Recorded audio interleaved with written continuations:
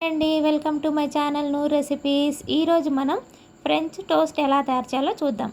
దీనికి కావాల్సిన పదార్థాలు, నేను 4 బ్రెడ్ స్లైసెస్ తీసుకున్నానండి. దానికి తగినంత 1/2 కప్పు పాలు, 2 టేబుల్ స్పూన్ల నెయ్యి, 1/2 కప్పు చక్కెర, 2 ఎగ్స్. ముందుగా బౌల్ తీసుకొని 2 ఎగ్స్ను కూడా పగలగొట్టి బౌల్లో వేసుకోవాలండి. ఆ తర్వాత చక్కెరను కూడా వేసుకొని బాగా కొంచెం కలపాలండి. కొంచెం చక్కెర కరిగేంత వరకు కలుపుతూ ఉండాలి. మనం తీసుకున్న పాలను కూడా వేసుకొని 3 బాగా కలిసేలాగా కలుపుకోవాలి. కలుపుకున్న తర్వాత పొయ్యి మీద పాన్ పెట్టి 1/2 టేబుల్ స్పూన్ నెయ్యి వేసి, నెయ్యి కరిగాక నెయ్యి కొంచెం వేడెక్కాలండి. వేడెక్కిన తర్వాత మనం తీసుకున్న బ్రెడ్ స్లైసెస్ని ఎగ్లో డీప్ చేసి 2 వైపులా